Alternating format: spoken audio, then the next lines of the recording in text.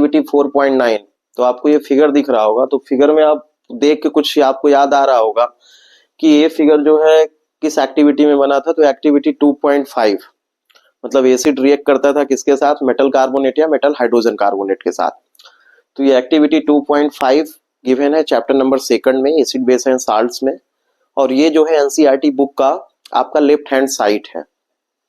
तो देखिए यहाँ पे हमको करना क्या है कि यहाँ पे टॉपिक जो है ये राइट है कि ethanoic acid react with the किससे, metal carbonate and metal hydrogen carbonate.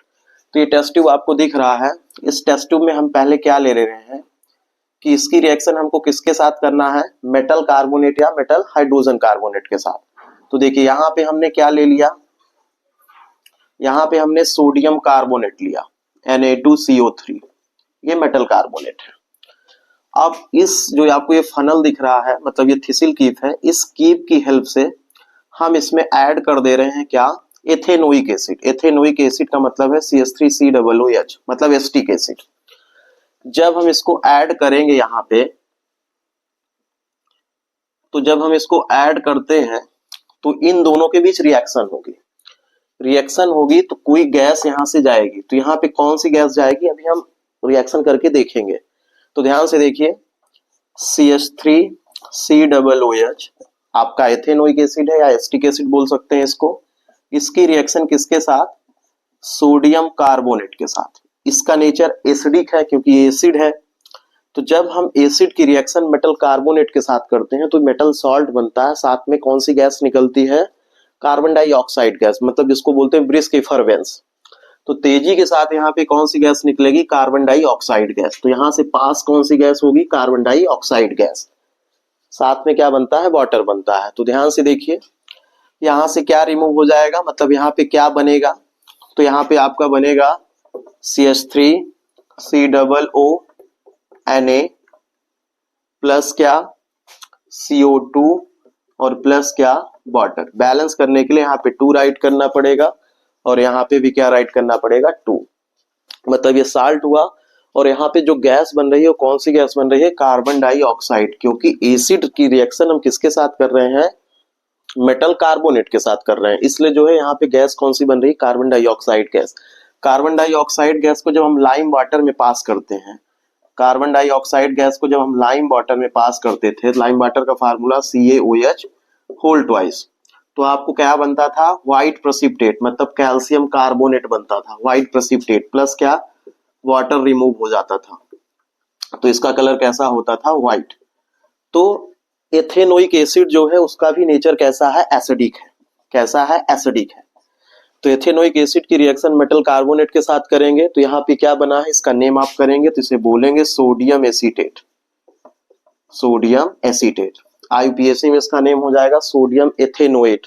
साथ में कौन सी गैस बन रही है, कार्बन डाइऑक्साइड, मतलब कलरलेस ऑर्डरलेस गैस जो है ब्रिस्क इफरवेंस आपको दिखेगा। ब्रिस्क इफरवेंस का मतलब है कि पेप्सी की बोतल जैसे ही आप सेक करके यदि उसको ओपन करते हैं तो आपको फैन ऊपर की तरफ दिखता है जाते हो, तो सेम चीजें यहाँ पे भी आपको ये दिखेंगे। तो यहाँ पे ब्रिस्क इफरवेंस होगा, उसका मतलब है कौन सी गैस बन रही है, कार्बन डाइऑक्साइड गैस। अब इसके प्लेस पे हम मेटल हाइड्रोजन कार्बोनेट ले रहे हैं। तो देखिए CH3COOH, इसकी रिएक्शन किसके साथ, मेटल हाइड्रोजन कार्बोनेट, मतलब NaSCO3 के साथ। तो मेटल हाइड्रोजन कार्बोनेट के साथ भी करेंगे तो सेम प्रोडक्ट बनेगा, मतलब आपका सोडियम एसीटेट बनेगा, साथ में क्या बनेगा आपका, carbon dioxide gas and water. तो CH3COONA प्लस क्या, CO2 प्लस क्या आपका, वाटर। यहाँ पे बैलेंस करने की जरूरत नहीं है क्योंकि जो है बैलेंस है। तो metal carbonate and metal hydrogen carbonate दोनों ही केस में आपकी कौन सी गैस बन रही है, कार्बन डाइऑक्साइड गैस, जिसे लाइम वाटर में पास करेंगे तो उसका कलर कैसा हो जाएगा, व्हाइट प्रेसिपिटेट, मतलब मिल्की हो जाएगा। अब देखिए क्वेश्चन गिवन है इन टेक्स्ट का कि how would you distinguish experimental ethanol and carboxylic acid.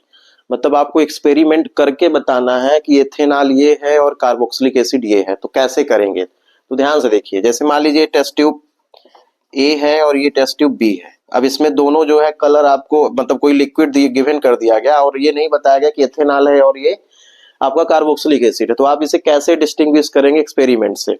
तो ध्यान से देखिए, यदि हम दोनों की मेटल से रिएक्शन कराएंगे तो दोनों में ही हाइड्रोजन गैस इवॉल्व होगा। अभी आपने पढ़ा कि यदि हम मेटल की रिएक्शन कराते हैं तो क्या होगा, हाइड्रोजन गैस दोनों में इवॉल्व होगा क्योंकि दोनों का नेचर एसिडिक है। तो कैसे डिस्टिंग्विश करेंगे? तो डिस्टिंग्विश कैसे करेंगे, यदि हम कार्बोक्सिलिक एसिड